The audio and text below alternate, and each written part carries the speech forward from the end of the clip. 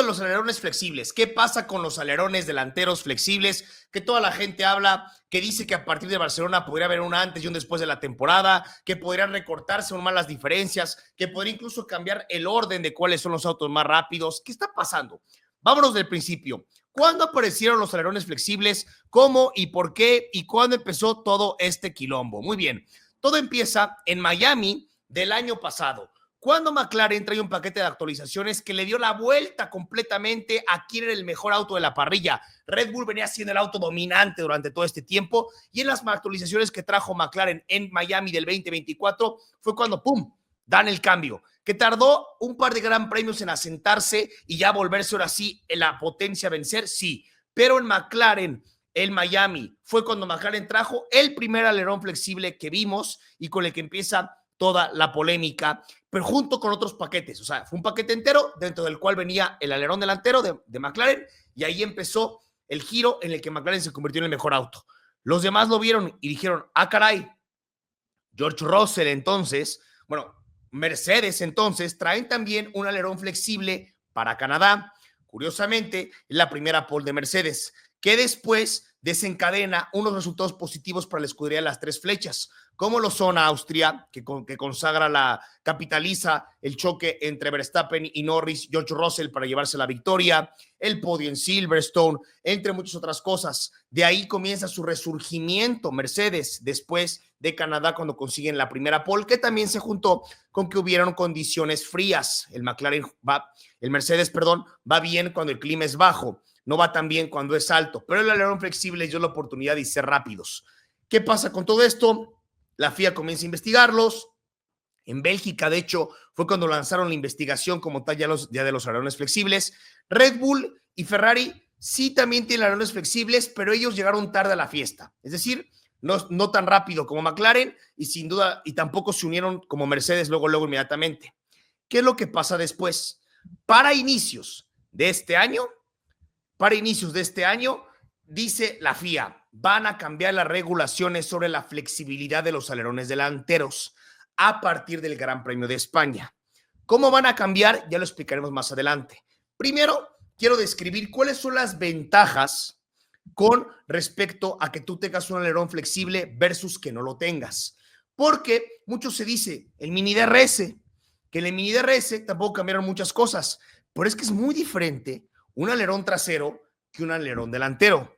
Por eso es mucho más común que a lo largo de la temporada los monoplazas de repente digan, ay, traemos un nuevo alerón trasero para este circuito. No pasa lo mismo con los alerones delanteros. Un alerón delantero no lo traes, o sea, no lo desarrollas tan rápido. ¿Por qué? Porque el alerón delantero influye mucho más en la aerodinámica general del auto. Vamos a poner las cosas mucho más sencillas. Y aquí se puede captar con este video. Abajo está el Mercedes, arriba está el McLaren. Cuando el auto esté en una recta, vean cómo ahí casi no hay alerón delantero, parece. Ahí está en la recta, más de 200 kilómetros por hora, vean en la parte de arriba. Y de repente comienza la frenada, se expande. Así de bonito. Vean el McLaren, está así en la recta y cuando comienza a frenar, se expande. A simple vista puede parecer que es algo similar con el mini DRS, pero la diferencia radica en que al ser un alerón delantero, no solamente se hunde y se vuelve a volver a su estado natural en las rectas y en las curvas, no. El alerón delantero funge una función como de aerodinámica activa, es decir, dependiendo de cómo es la curva, es como se va adaptando el alerón delantero, que se va hundiendo más o deshundiendo más. Por lo que entonces en las curvas de baja velocidad previene que tengan subviraje los autos. En las curvas de alta velocidad previene que el auto tenga sobreviraje. En unas se hunde, en otras no, pero en las curvas se va adaptando, con diferencia del mini DRS, que el mini DRS era muy claro. En las rectas se abría, en las curvas se bajaba. Aquí no. Al ser el alerón delantero, se va adaptando y modificando dependiendo de cómo sean las curvas, si de alta velocidad, de media velocidad, de baja velocidad o rectas. Y esto provoca un balance, una eficiencia aerodinámica tremenda, que, como dije, prevé que tenga subviraje en las curvas de baja velocidad, prevé que tenga sobreviraje en las curvas de alta velocidad y además en la recta no tienes arrastre, por lo que eres más rápido. Y al ser el alerón delantero, a diferencia del alerón trasero, viene todo el flujo del aire. ¿Qué significa? Con este alerón flexible puedes bajar más el auto. ¿Qué significa? Que con este alerón flexible cambia la manera en la que desgastas neumáticos. No nada más es como el alerón trasero, que dejaba pasar, o no, como el DRS, no. El alerón delantero hace que todo venga de atrás. ¿Esto qué significa? Que con el cambio de actualizaciones y regulaciones para prevenir este alerón delantero flexible, no solamente vas a cambiar el alerón delantero, vas a tener que hacer ajustes en todo el monoplaza, en todas las diferentes piezas, para que tu auto funcione igual a como funcionaba antes cuando tenías el alerón delantero flexible. Y esa es la gran diferencia. No es nada más hacerle un cambio a una parte. No nada más vas a cambiar el alerón delantero. Vas a tener que cambiar el alerón delantero, pero también ajustar piezas y partes del monoplaza para que tú puedas volver a tener un rendimiento, para que se puedan adaptar al nuevo alerón delantero. En específico, y yéndonos aún más técnicos, ¿cuál es la diferencia? Porque un alerón 100% rígido, o mejor dicho, un alerón rígido delantero es imposible, no existe. Siempre tiene que tener un grado de flexibilidad. Entonces, eso de que yo no hablo de alerones delanteros flexibles es mentira. Simplemente con estas nuevas regulaciones se va a reducir en un 66% la flexibilidad. ¿Y cómo va a ser así? Las pruebas, que es lo que se modifican, van a ser las siguientes. Para que el alerón delantero sea legal, al aplicarse una fuerza de 100 kilogramos en la periferia del alerón, en la periferia, pero por la parte interna del alerón, tiene que tener ya únicamente 15 milímetros. Se puede deformar o flexionar 15 milímetros, cuando antes únicamente era 20 milímetros.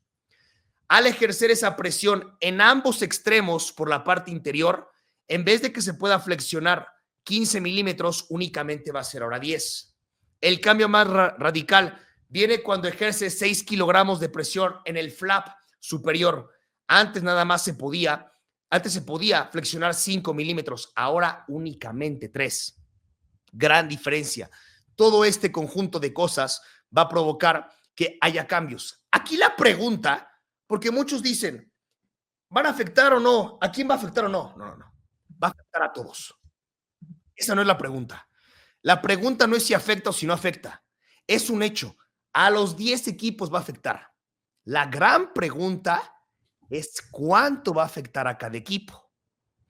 Porque si me dicen que a McLaren le afecta 3 décimas, pero a Red Bull nada más una, pues ahí hay 2 diferencias. O a lo mejor a McLaren le afecta 2 décimas y a Red Bull únicamente una, pues ahí hay 1 décima. Por un ejemplo, por poner ejemplos. Aquí la cuestión es si les afecta. A todos les va a afectar, es un hecho. Yo creo que esa es la gran diferencia, ¿no, Can? ¿Qué tanto te va a afectar a ti? ¿Qué tanto me va a afectar a mí? Y ahí es en donde yo ahorita creo que hay una luz de esperanza para Ferrari, tal vez. Justo lo venimos platicando. Ferrari incluso para Imola, ya todos pensaban que venía un paquete importantísimo. Y yo justamente el video que hice les dije, no, porque Ferrari lo que está haciendo es un poco de esto para Imola, un poco de esto de Mónaco, porque ya para Barcelona, ya entonces hay que conjuntar justamente lo que tú decías, Rich. Ya con el nuevo alerón delantero, tú tienes que ver que todas las actualizaciones que hiciste en la suspensión, en el alerón trasero, en la suspensión delantera, vayan de acuerdo a tu alerón, porque ese va a ser ya básicamente el alerón final de aquí al resto de la temporada, por lo que bien explicaste, porque no es tan fácil ir con un delantero, no es tan común que vengan cambios en delanteros, alerones delanteros para la temporada. Fred Vasseur nos pone, creo que sí será un cambio en el orden. Estoy un poco frustrado con esto, porque es una forma de ganar rendimiento muy clara y esperamos 2 meses a que se decida si es legal o no. Y con el límite de gastos significa que tenemos que ser eficientes con el presupuesto. Lo que le molesta acá a Jonathan Whitley no es sobre si se haga o no el cambio de regulaciones. Lo que le molestó a Fred Vasseur y a Ferrari en general fue que justamente se tardaron hasta Barcelona para implementarlo. Sí, es lo que te digo. Y no desde inicio de temporada. Sí, es que tendría que, porque desde la temporada pasada justamente lo decías. Yo lo que te digo es, si ya entonces la FIA dice, es ilegal, ¿por qué esperar? O sea, de verdad no lo entiendo. Sobre todo cuando ya desde el año pasado se sabía. A ver, esto no es un pretexto, porque el SF25, ya lo venimos platicando, de concepto está mal, ¿no? O sea, no es un pretexto para Ferrari. Pero sí me parece que es algo patético, que yo no lo comprendo. ¿Para qué esperarte tantas carreras? Sí. Independientemente de lo de Ferrari. Es lo que yo no entiendo. Correcto. Eso pone a Fred Vasseur. Jonathan Wildy, team principal de Sauber, dice, la última vez que hablamos de esto esperaba que el cambio pudiera, por así decirlo, ajustar un poco más el orden. Quizás otros equipos se estén beneficiando más de esto que otros. Soy muy optimista y espero que otros equipos sufran más que nosotros. Espero que esto nos beneficie a todos en todo y así lo veo. Como digo, Vic, aquí la cuestión es si va a afectar o no. Es a quién va a afectar más. Sí, totalmente. Ambos team principals creo que coinciden en que puede haber un cambio. Entiendo la molestia de Fred Vasseur porque todos los equipos tienen ya un plan establecido con base en su diseño inicial para toda la temporada, en cuándo van a llegar las mejoras, qué mejoras, cómo se va a ir estructurando eso. Y tú lo comentabas, el alerón delantero pues es el primer contacto literal. No es la cabeza del auto, pero sí es una de las partes fundamentales donde todo puede cambiar. Entonces entiendo esta molestia y yo también espero que pueda cambiar el orden. Creo que más espectáculo, más del que hemos tenido esta temporada, principalmente en clasificación, sería lindísimo.